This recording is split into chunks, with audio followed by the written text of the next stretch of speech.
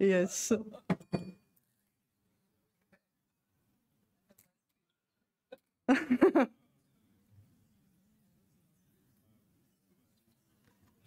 Yeah, that's gonna be fine.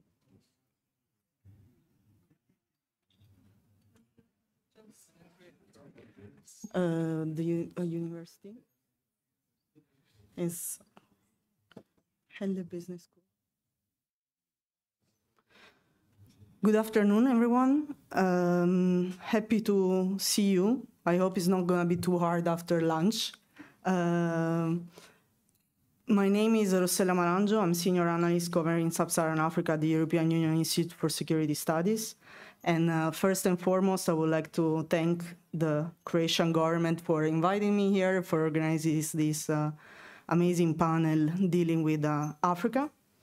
I'm also extremely pleased to have amazing panelists with us that will cover different aspects of the partnership, the challenges, and also the opportunities that the continent is facing at the moment.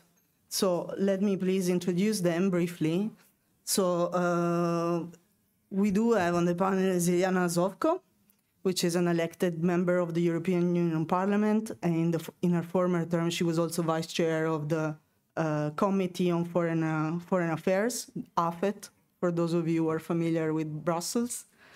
We do have Max Primorak, who's a senior research fellow at the Heritage Foundation's Margaret Thatcher Center for Freedom, where he covers Europe, Middle East, Africa, among other things. He also served in 2021 as acting chief operating officer at USAID, and he has a huge experience in development cooperation, humanitarian aid, and emergencies. And then we also have Andrew Cariana Galizia, who's the head of Europe and Eurasia at the World Economic Forum. Previously, he was posted in several delegations abroad as a career diplomat in both Europe but also India. We do have also Adeyinka Adewale, associate professor at the Helle Business School in the UK. He has researched ethics in business and corporate responsibility. He's also author of Reimagining Africa, Lifting the Veil of Ignorance. And last but not least, we do have Ayman Tarwat Amin Abdelaziz, the Egyptian ambassador to Croatia.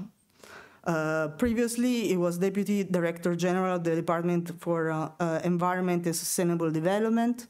He has a huge experience in following also the work of the COP27 and as an advisor on climate change and sustainable development. So please, I'm extremely honored to have this panelist with us today, covering an extremely important topic that is focused on Africa. That's how the panel is called, Shifting Paradigms Together, which do poses a number of issues, so to say, in dealing with the African continent. It poses the attention on both opportunities, but also challenges that we do have in addressing the continent's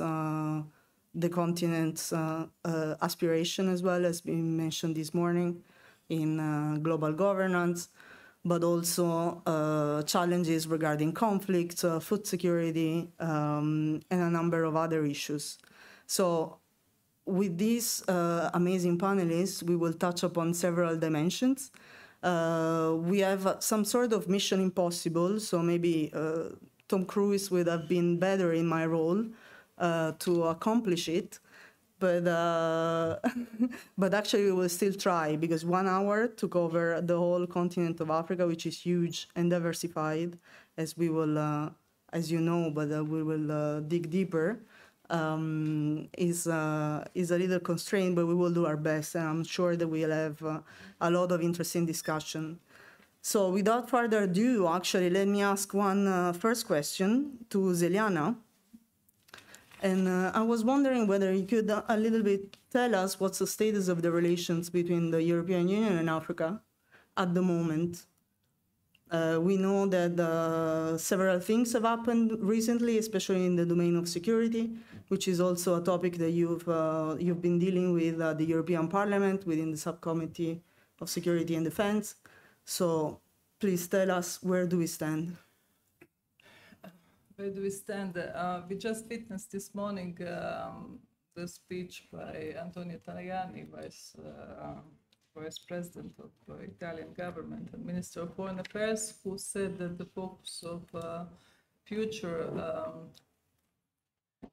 High Representative should be Africa as well, for the security of and Mediterranean Sea and all these migration waves that we are facing today in European Union, and that brought not only tensions and the change of political landscape in European Union with populists who are reacting to enormous migration that Europe has faced. We have seen that we failed in Africa. We failed with our policies, we failed with our approach, we failed with our approach to security training of the troops. We have, as European Parliament in Foreign Affairs Committee and Committee of Defense, we had reports where we called upon European Union to coordinate much more the training of African in Africa, of the missions of the soldiers, and to pay much more attention and seriousness in cooperation, and not only lip service to the security that can bring stability in the area. And as a result of not listening to our calls, we have seen series of events, a series of the coup that brought down the government, brought in new relations with more orientated towards Russia and towards Wagner Group, and new alliances, especially in Mali, Niger, and Burkina Faso, with very anti-European sentiments. And we are facing the crisis with the situation that we are continuing in financing development aid. We are continuing in financing civil society, but we are not going. We are without real knowledge where is this aid going to, and what is what the impact this policy will have on the development of the society. We have seen that it's not the case. So the coordination of European policies is the biggest failure in Africa. And unfortunately, I have to say, it was just after the last visit of High Representative Borrell that the coup in Niger happened. We addressed this issue of as well of this anti-European sentiment, why we didn't have a right approach as well in strategic communication, why all these countries were so anti-European, and they are not aware of the enormous amount of money that was invested there. But then the reply was that in Stratcom, and there was only one person in charge of the communication for Sahel, as well for these really sensitive areas. So I think that apart from the situation that we have to deal with Russia and the aggressive approach and the invasion of Ukraine, the biggest danger for the countries in the south is the lack of serious approach towards Africa. So European Union is continuing with development aid. Some of the countries are having their presence. We know that Italy and is still having their troops there. But after the failure of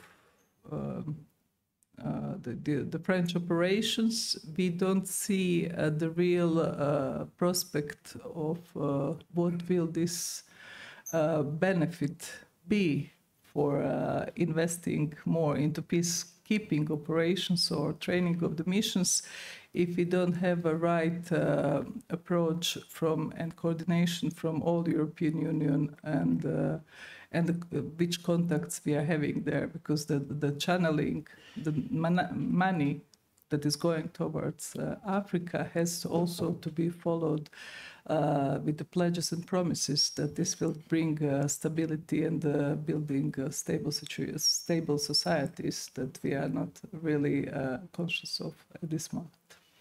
Thank you very much. That's a very comprehensive answer. I marked some follow-up question that's I found a little bit funny because I think I was the one that mentioned that in the European Union delegation to Niger there was just one person dealing with all the communication. So I found it a little bit funny. Let's hold the thought about security cooperation and what went wrong for a moment. We'll come back to that later.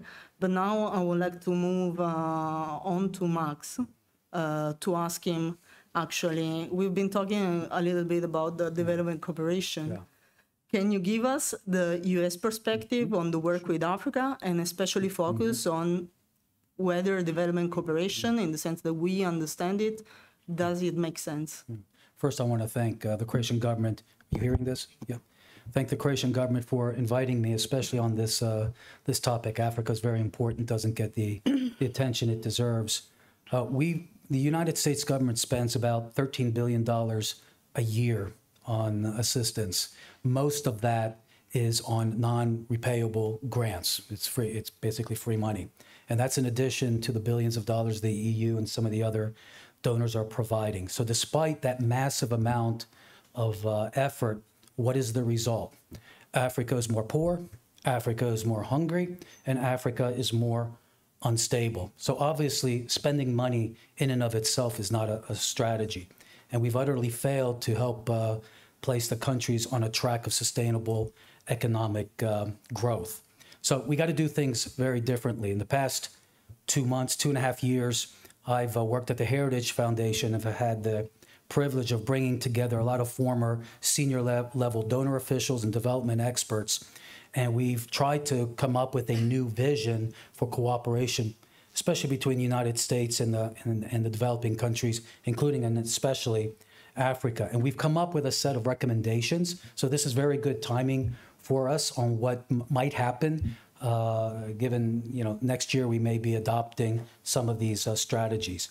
First, what we determined was that the West's obsession with reaching this net zero carbon emissions as soon as possible represents what we believe is the greatest policy obstacle to alleviating poverty in Africa. If you look at the global level, the suppression of more expansion of oil and gas has caused the energy prices to go up, and it's caused all other prices, especially food, to go up. Who gets hurt the most in that situation? The poor. And you take a look at Africa, the farmers. They now have a lot of difficulty buying fertilizers, because what's the main constituent of a lot of the fertilizers? Natural gas. So what's the result of pricing fertilizers out of the reach of African farmers? Lower yields, lower crop yields. And that's not very enlightened. And then you look at the African countries themselves, they struggle to get external financing, whether it's development financing or even private sector financing, to develop their own massive energy resources in the fossil fuel area. So that denies the African states to basically finance their own social services in health and in education, and to finance their own economic development. So we have to end those climate policies that are actually doing harm in Africa. And more aid, you hear about this talk, well, let's just spend more money. It's just, first of all, that's not the solution, and it's not going to happen. And it's not happening. Second, I think it's very important that we change the way that donors operate in Africa. We rely so heavily on very expensive international NGOs UN agencies and for-profit companies to carry out the billions of programs that we have. I was in Kenya just about a month and a half ago. And the fact of the matter is that most of the education, the health, and a lot of other social services are being provided by the churches, by the faith-based community. So why not work directly with them? Why not fund them directly? I was so impressed at the capability, the organizational capability, and the level of general strength and expertise that exists. So we don't need to go through middlemen. And this is really important in terms of everybody's noting that the development or donor budgets are going down, and that's a trend that's going to continue. But if we work directly with the faith-based organizations, they're cheaper, more effective, we can actually decrease the expenditures and get far more results. Third is we have to respect Africa's conservative values and their religious beliefs. We got to stop imposing on them the West's culture wars and tie assistance, especially life-saving assistance, to them instituting gender and abortion ideologies that they simply do not accept and do not agree with. It's just incredible how there's so much talk in the donor community about respect, amplifying Africa's voice, a true partnership, and yet when it comes to some of these issues, it's a complete one-way street. The respect goes out the door. Fourth, it's not only about what the West has to do. The governments of Africa have to take much more ownership, especially of the programs that the donors have been financing for very long. Unfortunately, these projects have become internet or permanent international welfare programs. And what does that do? It creates aid dependency. And I think that's something, there's a strong consensus that that's what's happening. It actually undercuts incentives for making the kind of free market economic and rule of law changes that they need to make, and it slows the pace of development. And frankly, without these economic reforms, we can spend as much money as we want, we will get the same results as now. And lastly, fundamentally, we do have to change the traditional donor paradigm away from just aid to trade and investment. That's what the Africans want. That is what they want. And that has worked everywhere. Where that's been tried, no country has gotten rich off foreign aid. They have by increasing trade and creating an environment for private investment to come in. So it will work there as well. In terms of what that means for the U.S. government in the future, it will mean a smaller role for the U.S. Agency for International Development, but a greater one for other government agencies in the U.S. that focus on trade, promoting trade and private investment. One is the Millennium Challenge Corporation, the MCC. And the MCC signs compacts with countries who are making those kinds of reforms. And that unlocks hundreds of millions of dollars per country to focus on investing in key infrastructure that the African countries need and want. And then there's the U.S. International Development Finance Corporation, the DFC. What do? They harness and they catalyze the hundreds of billions of dollars that exist in U.S. capital markets and bringing them into the developing world by reducing the political risks associating with investing in these countries. But in the end, the governments of Africa have to create an environment that is conducive to foreign investment. Thank you. Thank you very much, Max. That gives me the opportunity actually to ask one question to Andrew about what are the opportunities, but also the challenges of private investments in Africa. And if you can also develop a little bit how public funding can actually foster these private investments. Yeah, thanks, Rosella. It's actually a good time to come in. I feel very sort of provoked and stimulated by Max's intervention. I mean, he said a few things which I completely agree with, a few other things which less so. But the World Economic Forum is an impartial organization, so I'm going to try to keep my professional hat on. So, first of all, I'm not an Africa expert, but I am from a country that is at the southern frontier of Europe. a country that's geographically essentially African, to the extent that there had to be a vote in our parliament about 150 years ago to decide whether we were European or African, because it determined how much British soldiers were paid when they were stationed in Malta. And only because it was cheaper for the British government, the decision was that Malta is European, but actually it's further south than Tunis. And so I feel I have a huge stake in this, because it's not good to be a border state. We have this zone of prosperity to the north, and a zone of instability to the south, especially with Libya in the situation it's in.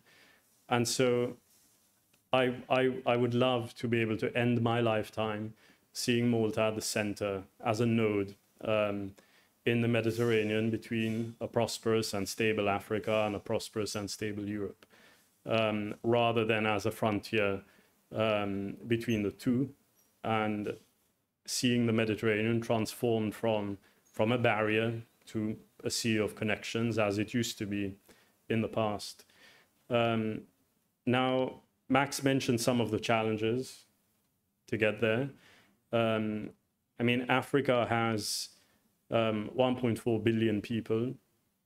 By 2050, a third of the young people in the world will be African. So a quarter of the population will be African. A third of the global youth will be African. So it's going to be the largest continent in the world. It's already the largest free trade area in the world in terms of geography, population size, not market size. But at the same time, half the African population, so 600 million people, have no access to electricity. You do not need to be an economic historian to know that the single biggest contributor to improved living conditions is stable, affordable energy. That's what South Africa got right until about 10 years ago or so. That's obviously what happened with the Industrial Revolution in the West. That revolution has yet to reach almost half the African population. So that means no access to internet, of course, no access to light, climate control, obviously, none of that. So what does this mean in terms of opportunities? Because we should try to talk about solutions as well here. Max mentioned oil and gas, coal. Yes, coal perhaps is still not coal. Great. Okay, good. We're aligned on that. So gas is expensive. Oil slightly less so, but it's not getting cheaper. Solar energy, on the other hand, gets cheaper the more we use it. The more demand there is for solar power, the faster prices fall, because the faster output is scaled up, the more foundries in China invest in new production capacity. So investing in oil and gas is a little bit of a loser's game. You need some of it, and you need to maintain current capacity to avoid energy poverty. But apart from the price issue and the climate issue, oil and gas is also a magnet for bad governance. There's massive scope for corruption in the procurement of oil and gas, the construction of these power stations, and so on. So it's actually a very risky economic sector to finance for the private sector. Renewables, on the other hand, obviously not completely risk-free, but there's no need to procure a huge commodity on foreign markets, work through several middlemen. What you need is access to land and then access to the grid.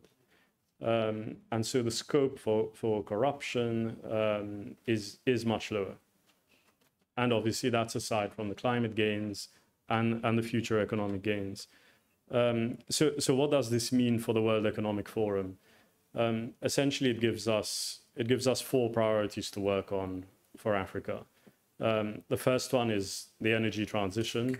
We just came out with our energy transition index, which measures how countries are doing on energy security, efficiency and accessibility.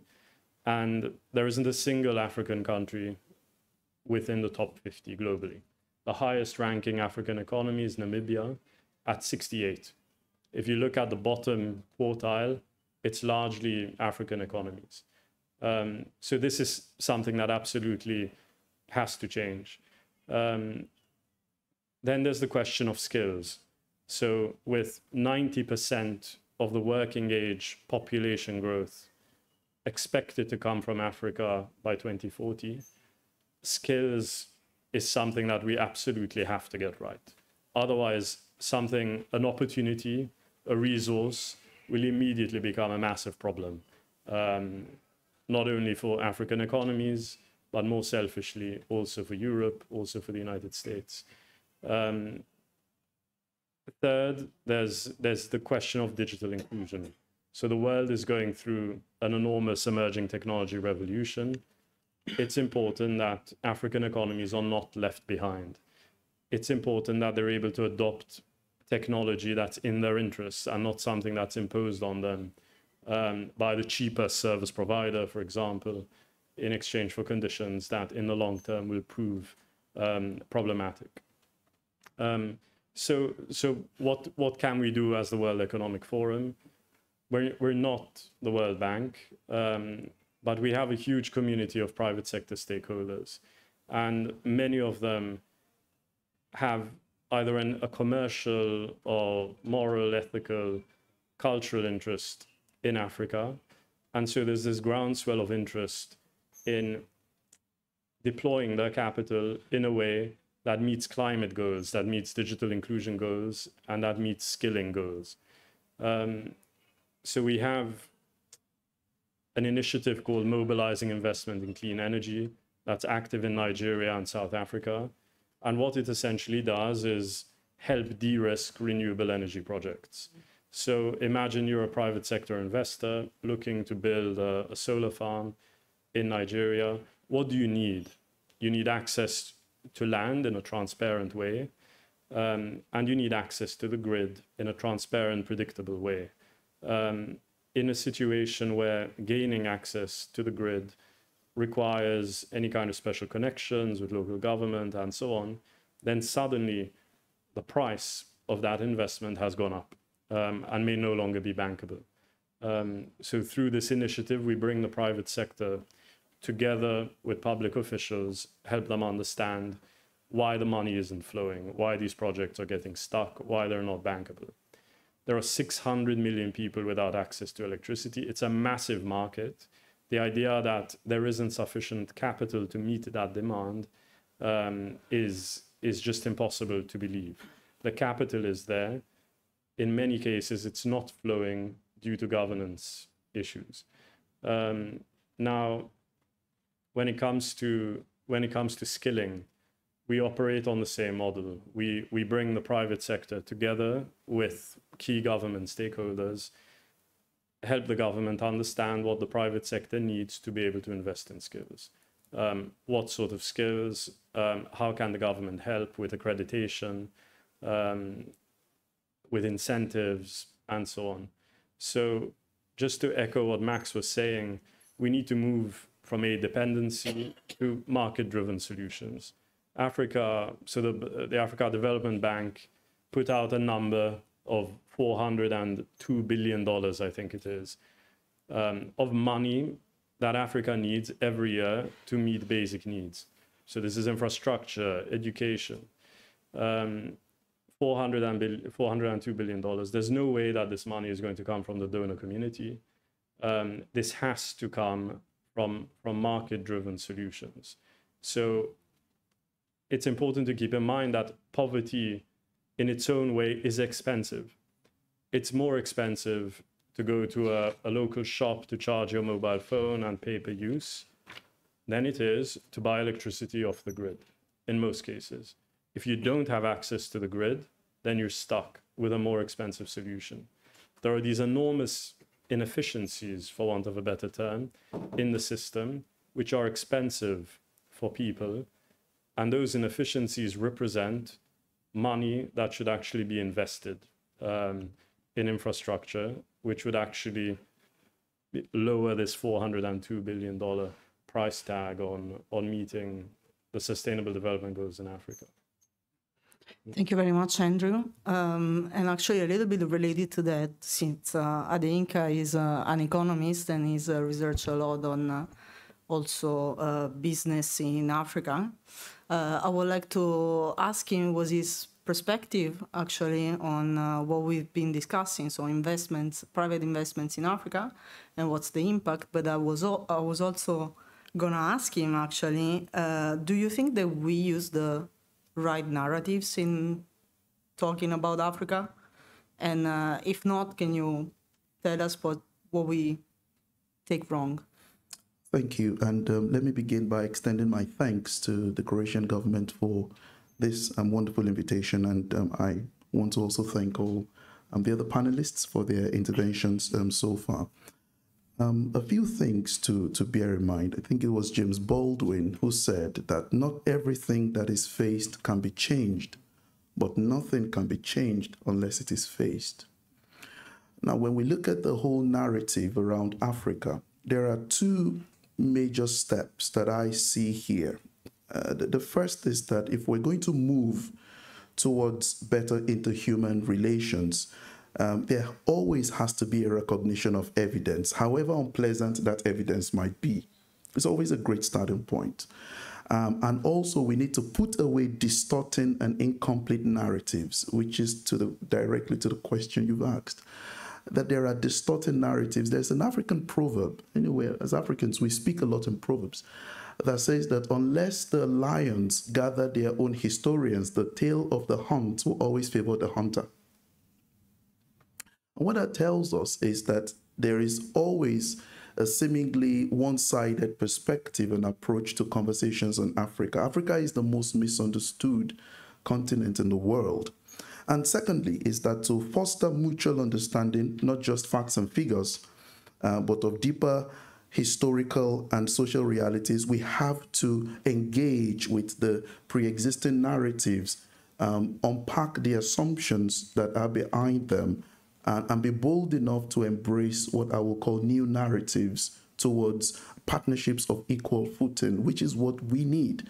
And that's what Africa really needs at this time. So to speak more specifically to these narratives, I guess a simple a place to start from is Africa is not a country. Africa is a continent. And at times, in many circles, I hear people refer to Africa as though it were a country. No, it's not. It's a continent. It's got 54 member states, and in each of these states itself are very diverse. As many of us know historically, before the Berlin Conference in 1893, Africa was existing as kingdom states, independent kingdom states.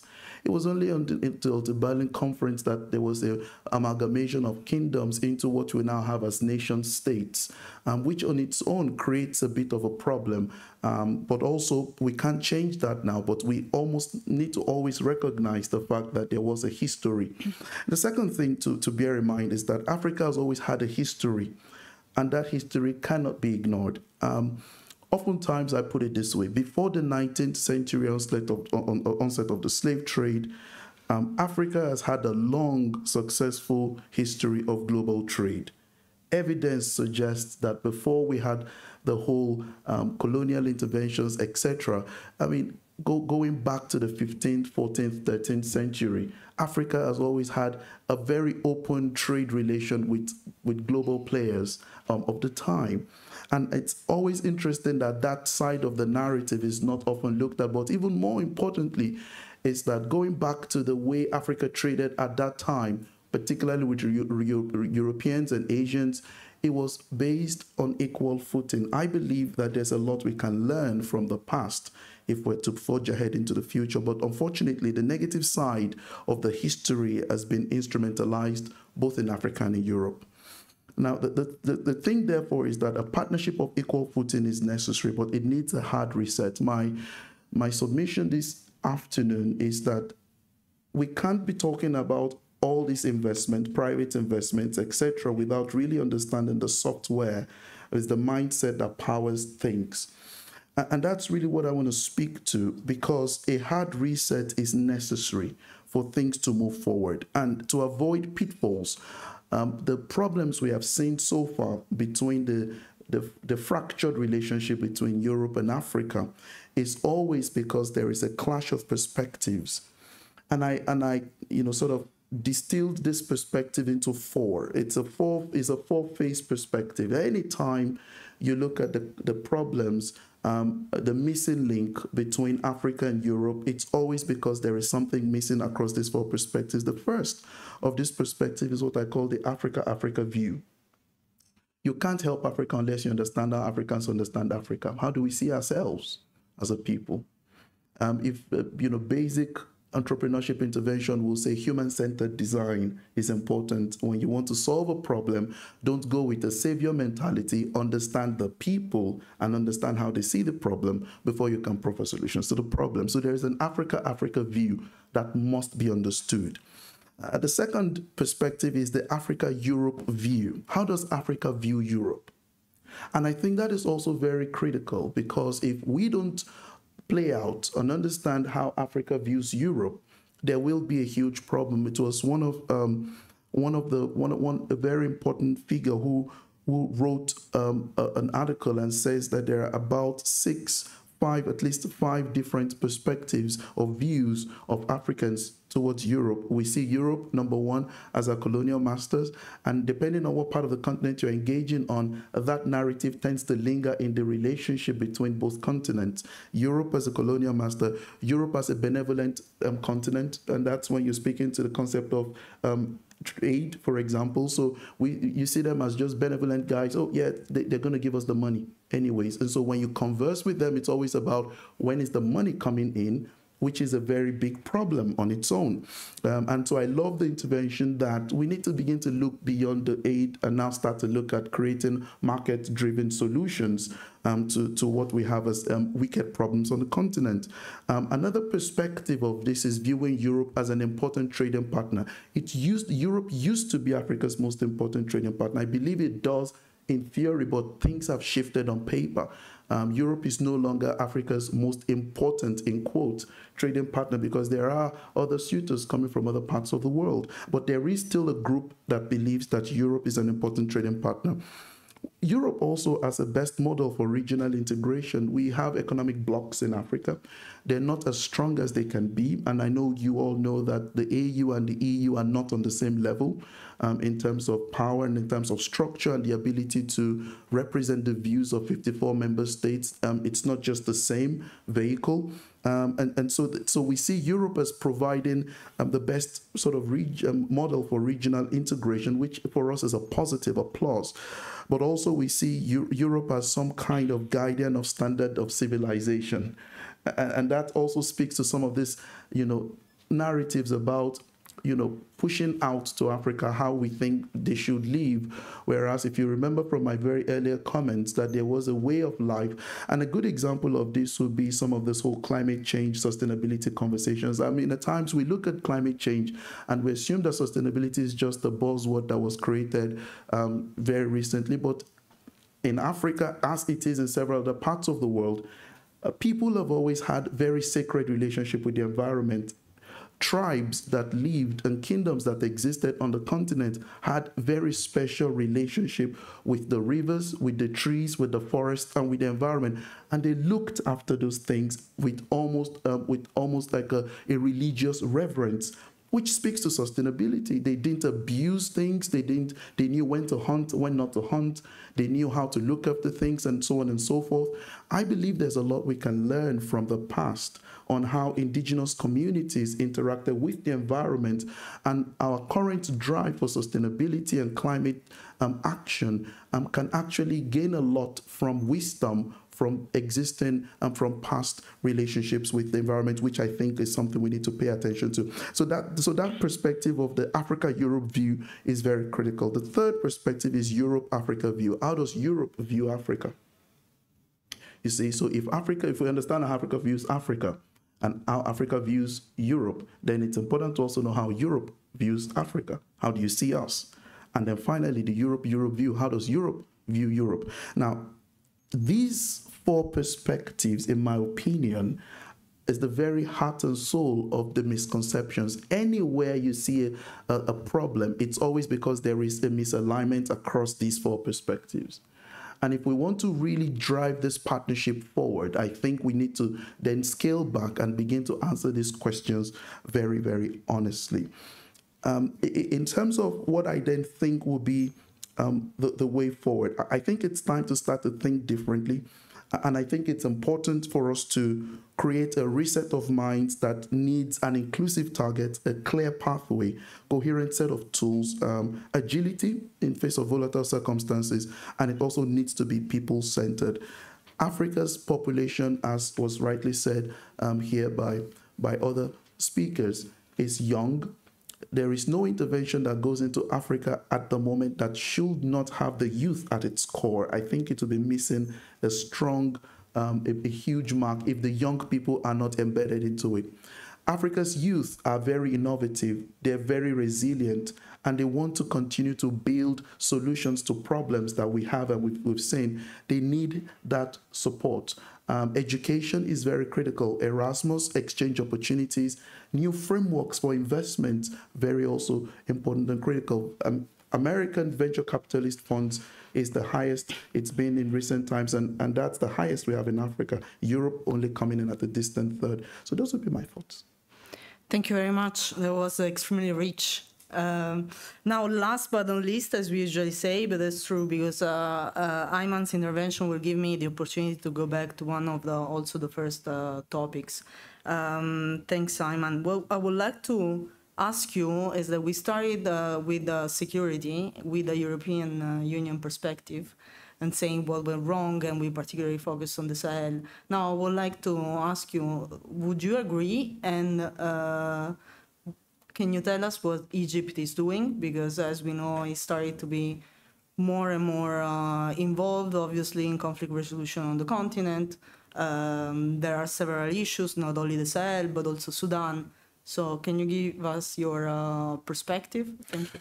Well, thank you so much. Let me join the previous speakers in thanking the Croatian government and giving me this opportunity to be here to express my government's view for the security situation in the African continent. I listened quite carefully what our first speaker was talking about the situation in Sahel. We have to remember that the countries that we are talking about, they are independent states, they are sovereign states, they have the right to decide for their fate.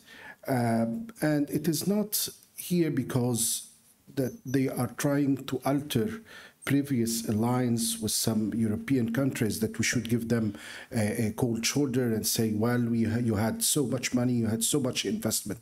The question is, why the people in these countries didn't feel the investment coming to them or the money that it was invested in their realm, let's say so. This is the question that we have to answer. How was the corruption that ended that those people in those Sahel states didn't feel the real projects that it was meant to elevate their living of standards? This is something quite important to say. Leaving those countries on their own with the newborn governments definitely would lead in having them to think down in a pit of terrorism. A lot of terrorist groups in the region now are trying to link themselves in the Sahel area, and this is a quite menace not only for those countries and not only for North Africa, but as for Europe as well. So it's very important in this moment of time to support the new governments, to give them the information that leads to combat terrorism in this area, and at the same time to fight the reasons of poverty, to ensure that there is no any illegal movement that will occur in the region or the Western region in Africa. This is something that we should really work on, and this is the perspective of Egypt when we see the matters or to try to perceive and to interpret the situation in the Sahel area. About the Egyptian role, it's actually been based on three pillars. The first pillar, of course, is combating terrorism. And in order to do that, we had Al-Azhar University opening some branches, and we have communication over there to review the religious basics essence over there and to try to divide the fanaticism out from these countries. We say, well, for example, that what is fatwa is here is not going intact 100% with the religion. This should be revised, and by this way we are revising their way of thinking somehow. So this is the first thing. The second one, that we have, of course, the leverage of humanitarian assistance, that it is deployed in remote areas around the capitals, and with, of course, with cooperations of the government and of Sahel. So we have a lot actually to do over there, and we have a long presence since their independence. So I'm quite happy to say that we have a strong trust and the basis of cooperation that extended over history of time. And again, we as a country in Africa, we, of course, respect their independence quite well. For Sudan. So then, of course, the videos that comes on social media is really quite alerting for all of us. Situation there is quite horrible. And Egypt had took a decision already to host a meeting on the 6th and 7th of July. This meeting will be, of course, attended by European Union and some other European countries, plus United Nations agencies, including OCHA, including UNHCR, and, of course, the main players on the Sudanese arena. I can say 27 factions. Some of them, they are militant factions as well. They are coming to Egypt, and the main objective that it will be discussed there is how to stop this war. It's number one. Number two is to provide humanitarian assistance as much as and quick as we can to have a rapid response for that situation. And the third thing is to build a framework that can lead for a new governance in Sudan. This is the aim of this conference. I know that, of course, it's quite ambitious, but we've been working on that since long time, and I hope that we can reach something over there. On the Somali issue, of course, we are quite aware that Horn of Africa is quite important. And you see now what's happening in the Red Sea, and the Houthis are doing from one side, and you see today, just I heard the name of my country in Suez Canal more than 5 times. So we are present somewhere in this situation. We are about, of course, to witness the conclusion of ATMIS force in Horn of Africa and in Somalia. And in this situation, we are, of course, reinforcing the Somalian government and their proposal of having an alternate forces to be deployed under the flag of the African Union soon after the conclusion, of course, of ATMIS. But the problems that we are facing now is the financial part, where the financial part is coming from. This is the point that I was mentioning in the beginning. Don't give a cold shoulder to the African countries. It's still, we need money to ensure security. Security is number one. If you have security, you will have sustainable development. If you don't have sustainable development, you don't have security. It's all the way around. So definitely we would like to secure with a clear mandate the alternate forces that it will be deployed there, and the funds that it will be, of course, used for a couple of years for such type of forces. This is in a nutshell. I can tell you about the situation in Africa, what exactly we are doing. Of course, I do agree and disagree with some points raised about climate change. If I have another round of discussions, I will tell you more about that. I see here the African continent is a victim Africa is only 5% responsible of the world emissions of CO2 and other GHG gases. At the same time, they are carrying over 70% of this burden through the extreme weather events that's happening everywhere in the continent from north to south. I can tell you, Aswan is an Egyptian city located out south of Egypt, had recorded the most highest degree ever a couple of days ago, reaching 52 degrees Celsius. This is what I call climate change. This is what I call adverse effects of climate change. Things are connected to each other. If you would like to go more in these things for Africa, you have as well to see what investment can do. This will be connected to the Green Climate Deal. Europe gets its own agenda, what we call Annex 1 countries under the convention, and the African continent, they are not responsible for the emissions, like I said before, so they look more to adaptation rather than mitigation, and this is a point of differences that should be respected. We should adapt to climate change. Even in some European countries here, you are adapting to climate change because actually this is happening on the ground. You cannot move on ignoring all these facts that's happening. If you talk about mitigation, for example, having these electric cars, how you will deploy electric cars in a continent that most of its countries having electricity not more than 6 hours a day. How you will charge these cars.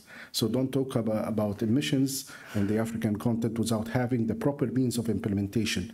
Means of implementations are quite obvious: finance, capacity building, technology transfer. Those are the things that the African continent is in dear need. We had agreed in Paris Agreement to remove the segregation between the developed and developing countries, and of course, all the countries under Paris Agreement, they are equal in respecting the world's emission. They have to mitigate, yes, but there is another package of finance, $100 billion a year. This money is not coming. It's very difficult to access finance from the GCF, the Green Climate Fund, the GEF, or the Global Environment Facility. The money over there are quite limited under star allocation. So, and if you are going to the World Bank, you have to make climate disclosures, and you don't have the technicality to do something like that.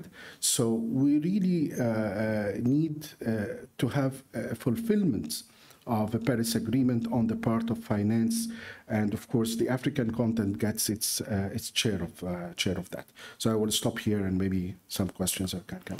Thank you very much. Actually, you touch upon some of the other topics that also the other panelists have mentioned. So I would like to ask you some follow-up questions, especially in the domain of security. You mentioned that the countries in the Sahel are sovereign, and obviously the fact that they can choose different partnership compared to the traditional ones or more traditional shouldn't be an issue. But in my understanding, at least, but that's a question for Zeliana, is as far as I understand, the puzzle with the European Union was not about the change of partnership in itself, but more starting with the unconstitutional changes of government.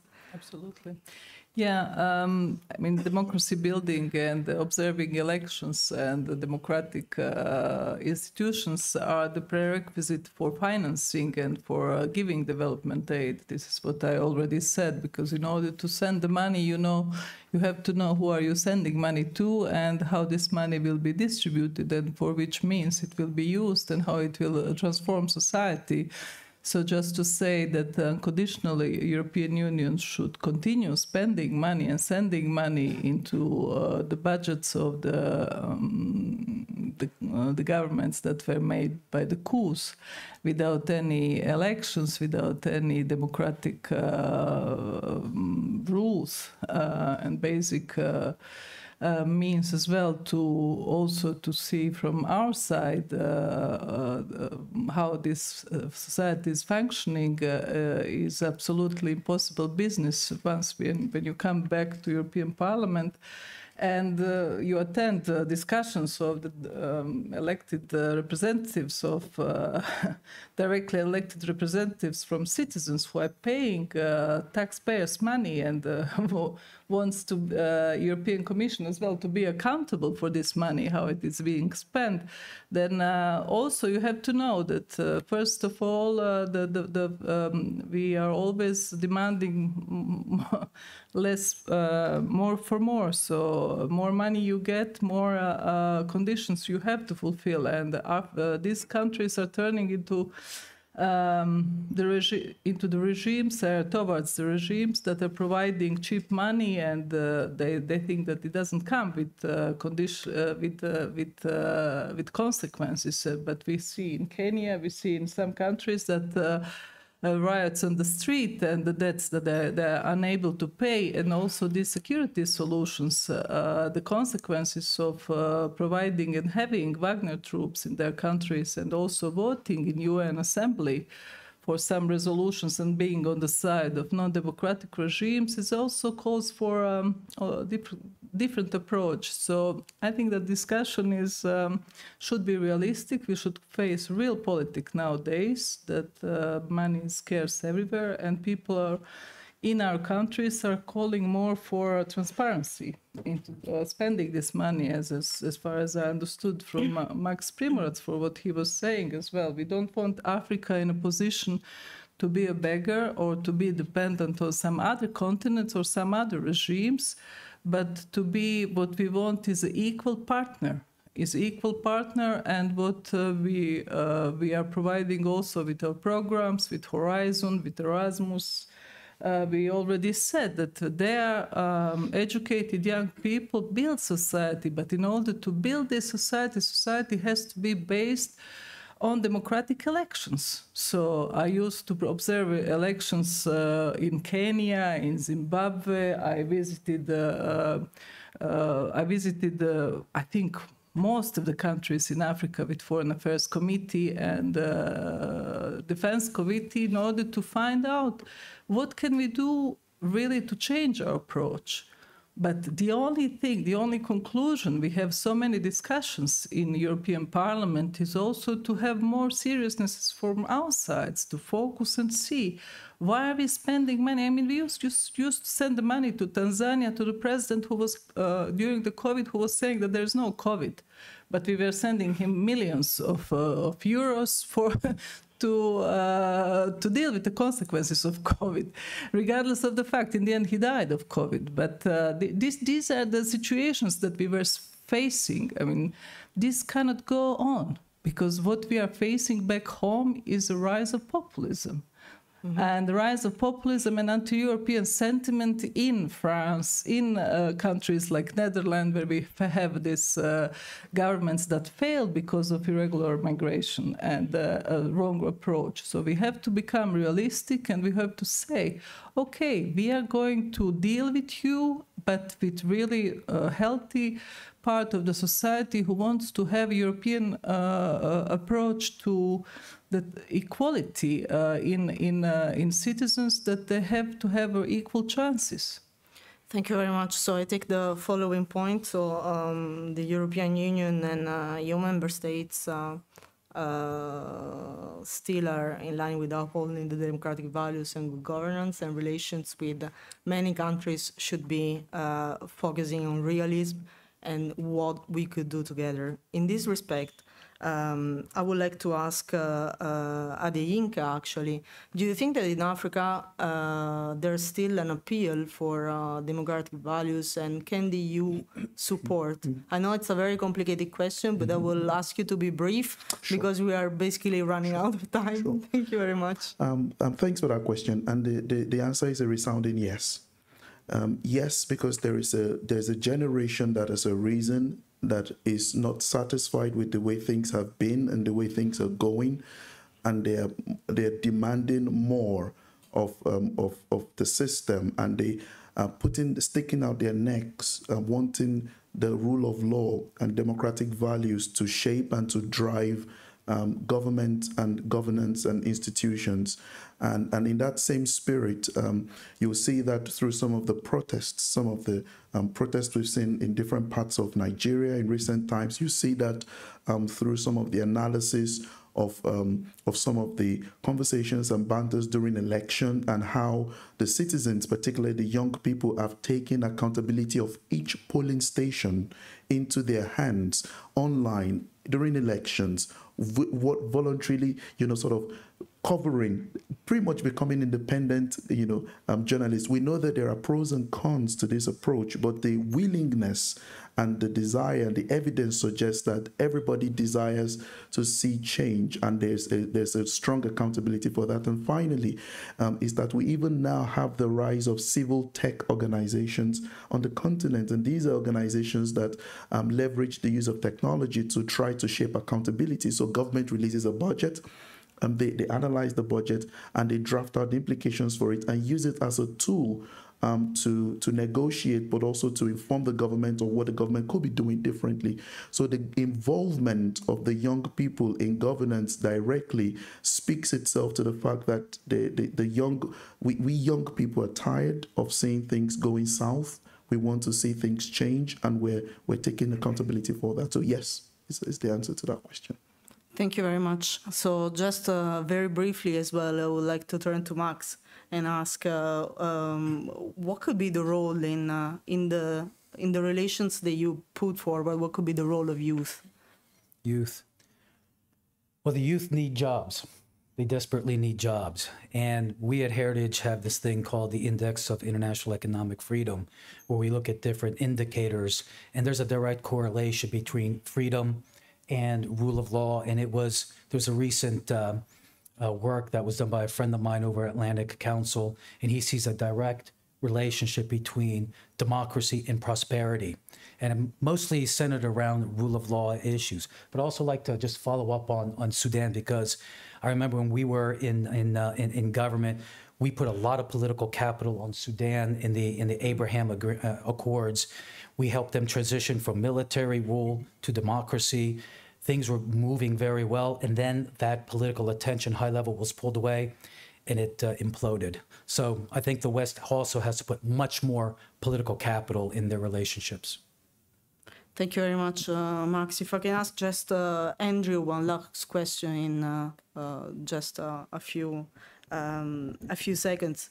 Are you also looking at the potential for development of small and medium enterprises? So just as Europe, in Africa, the economy is dominated by small and medium-sized enterprises. And now here, so in Europe, there's an interesting phenomenon where early stage enterprises tend to be extremely innovative, tend to do very well, and then reach a ceiling of about 50 million euros. Now, Europe is struggling to break that ceiling. In many African economies, the ceiling must be quite lower. I don't have that data. Maybe you do, Adinka.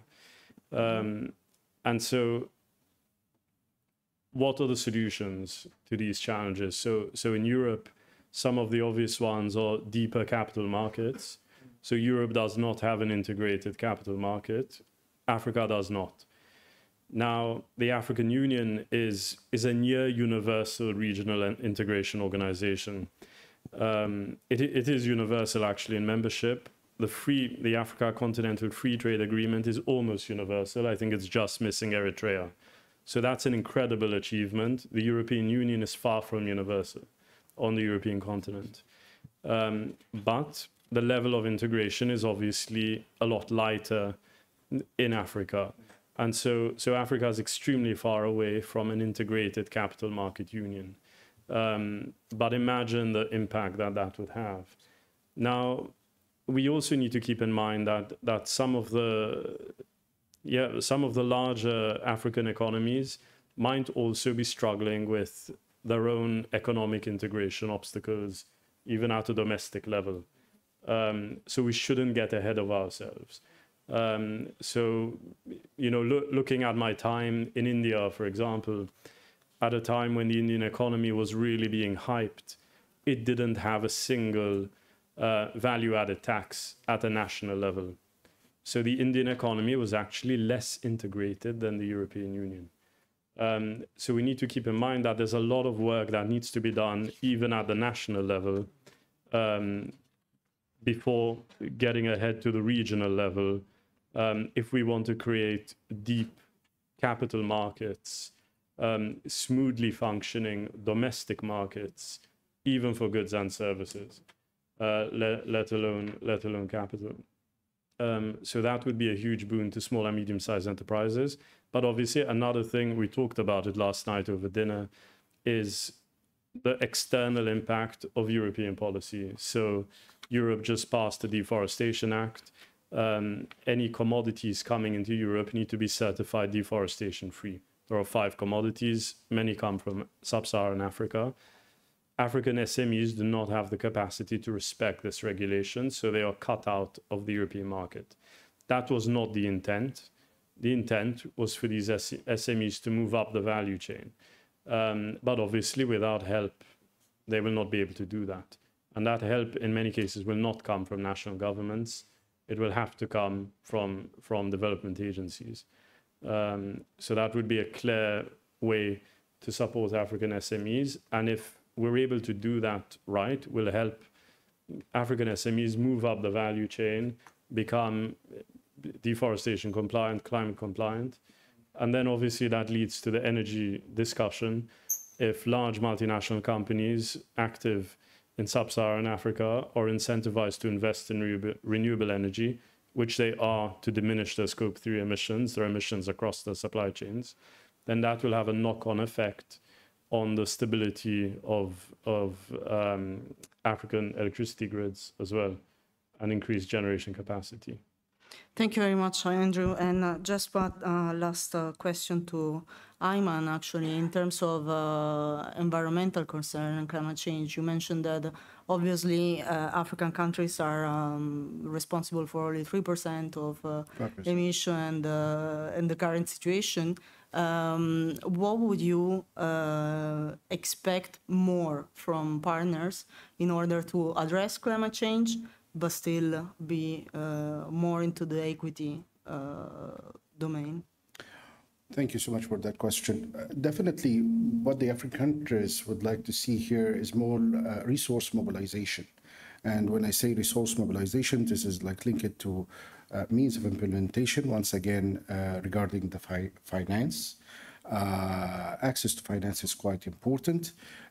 Technology transfer is quite important as well if you are seeking mitigation. And of course, the capacity building, which is carried out by some Annex 1 countries in favor of the developing countries, is very important to continue in a way that really would enhance the capacities of the professional people working in that field in particular. For the Green Climate Deal, of course, we know quite well that we are closing now towards implementation of the Green Climate Deal, and it carry out some issues related to trade.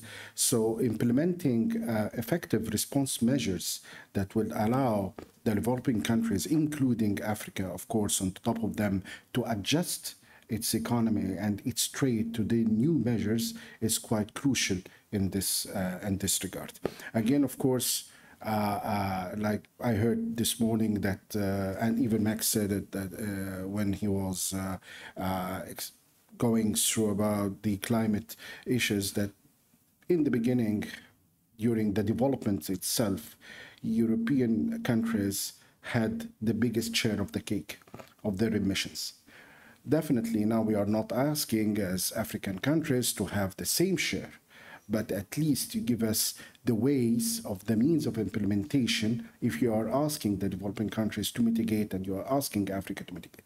Again, there is a very important issue concerning loss and damage. Loss and damage was born in COP27 in Egypt, and now we are looking for more finance for loss and damage to help the African countries to face the extreme weather events, and as well to help the small island states, because if we don't have this for them, essentially, you will have a number of it that will disappear.